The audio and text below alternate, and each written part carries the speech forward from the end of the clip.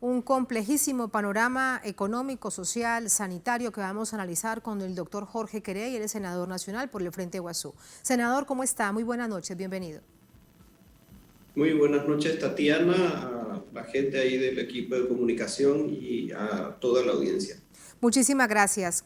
En esta conjunción de expresiones en las calles con distintas y diversas exigencias, quiero primero preguntarle por este momento histórico que también se expresa en las calles, es la marcha de las organizaciones campesinas exigiendo la atención y la reivindicación del campo. Hay quienes dicen que no debió haberse hecho porque estamos en tiempos de pandemia, sin embargo, las organizaciones campesinas llegaron a la capital y han hecho además sus movilizaciones y también se han expresado para que los medios de comunicación de nuevo recuerden que ellos están allí. ¿Cuál es su opinión? Creo que estamos viviendo un momento de respuesta ciudadana y popular bastante significativa. Y hay un cambio cualitativo, creo yo, en los últimos días, por cuanto que las organizaciones sociales, las campesinas, las sindicales, los sectores de juventud, etcétera, toman la delantera y toman iniciativa con respecto a conducir un poco toda esta serie de protestas y de encarar directamente la necesidad absoluta del fin del gobierno de Mario Abdo Benítez, que ha sido denegada por la clase política, perdiendo en la Cámara de Diputados la moción de llevar esto a un juicio político, ¿verdad? Eso profundizó aún más la crítica que hay hacia la política, hacia los políticos, tema y en particular a este gobierno.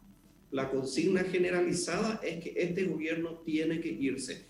Y por el panorama sanitario y económico que podemos proyectar de todo el panorama técnico, del mapa técnico del crecimiento de la epidemia, de la crisis económica a la que nos somete esta situación y de la incapacidad del presidente de la República y su equipo de responder a esto, creo que esto va a ir creciendo, creo que va a ir aumentando y va a ir ganando en fuerza. Yo creo que Mario Abdo Benítez va a terminar yéndose por renuncia y no por juicio político. Senador, ¿qué sostiene al gobierno y en particular al presidente Mario Abdo Benítez en medio de tal convulsión social, crisis económica y crisis sanitaria?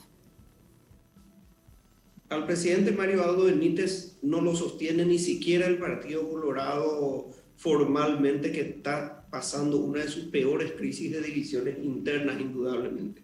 Aquí existen dos elementos fundamentales que lo sostienen. Uno es interno, que está liderado por el expresidente Horacio Cartes, que tiene el control absoluto con respecto a Mario Abdo Benítez. Es decir, lo ha salvado ya en una ocasión de un juicio político y ahora lo ha salvado de nuevo, siendo corresponsable del sostenimiento de este, ¿verdad? Para Horacio Cartes es absolutamente necesario la sobrevivencia de Mario Abdo Benítez y del Partido Colorado en el gobierno, por cuanto que él tiene muchos elementos que un gobierno con mínimas fortalezas probablemente le pase facturas importantes, por cuanto que él deviene y tiene sendas acusaciones con respecto a muchas redes delincuenciales. Lo otro que lo sostiene es la embajada americana, que ha tenido una intervención directa y se ha mostrado públicamente en los momentos más críticos en esta semana, ha mostrado con su presencia directa al lado del presidente de la República y han emitido mensajes en ese sentido. Sin embargo, yo creo que esto abona un poco el terreno para configurar una situación donde la ciudadanía critica al gobierno, a su soporte, que es el presidente Horacio Cartes, y también creo que hay una indignación en ese sentido, porque aquí, como se dice normalmente, lo que dice la embajada en los sectores oligárquicos de nuestro país es palabra mayor, y creemos que ese es uno de los factores fundamentales que está poniendo orden y sosteniendo esta situación. En contravía está esta expresión, estas movilizaciones. ¿Prevé usted entonces que se van a mantener? Que es esta, digamos, la pugna real, teniendo en cuenta que hay un partido colorado que sostiene, en particular, bien nos dice usted, nos lo recuerda el expresidente Horacio Cartes, un partido con más de 70 años en el poder. Así que un partido muy anclado en el sistema institucional de la nación. En contravía vemos la gente en las calles. ¿Se mantiene entonces la presión social? ¿De qué otra manera podría suceder? Yo creo que esa presión social se va a mantener porque la crisis se va a profundizar. La capacidad de gestión y de crecimiento de respuesta de la capacidad instalada del sistema sanitario hemos llegado al tope dentro de lo que es la gestión de este gobierno.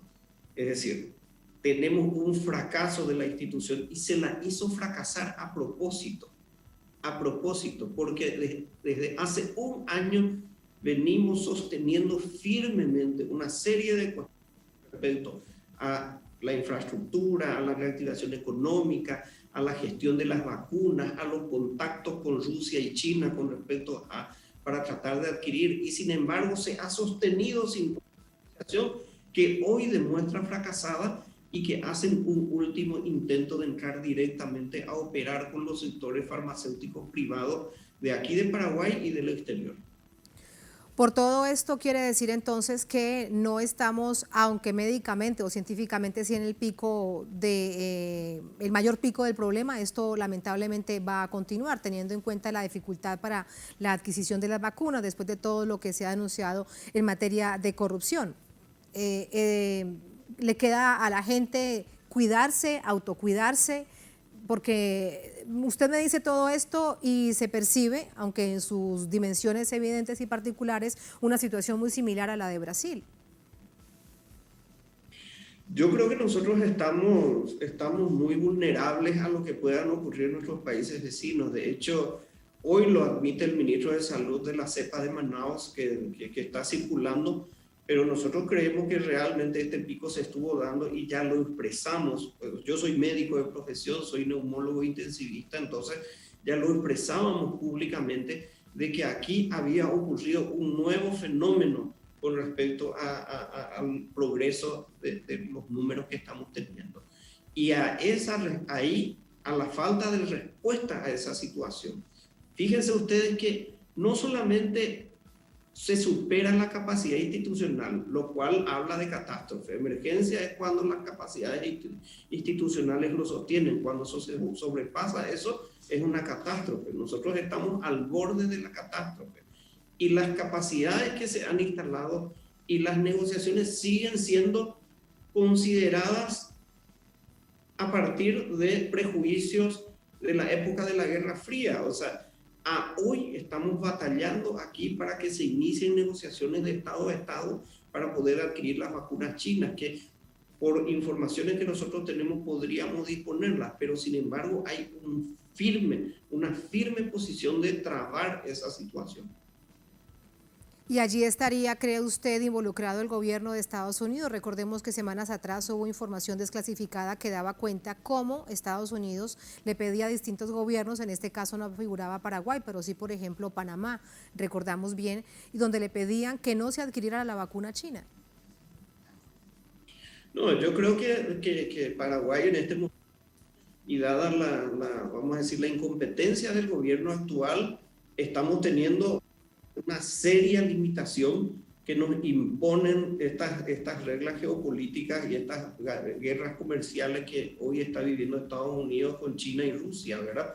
Entonces somos víctimas de eso, pero a pesar de eso, la inutilidad de nuestros gobernantes, de nuestro poder ejecutivo, su incapacidad, su falta de liderazgo hace que en este momento no se pueda trascender, porque incluso algunos países con gobiernos muy de derechas, sin embargo, han negociado perfectamente con China o con Rusia y han obtenido las vacunas, ¿verdad? Eso no ocurre en nuestro país, se sigue firme en una posición político-ideológica de cierre a eso, y las vías alternativas que se fueron abriendo para establecer contactos directos, ellos han esquivado sistemáticamente. Senador, muchísimas gracias por este análisis. Muy complejo el panorama del Paraguay, lo seguimos de manera atenta. Gracias, muy buenas noches. Gracias a usted, Tatiana, y saludos. Muchas gracias.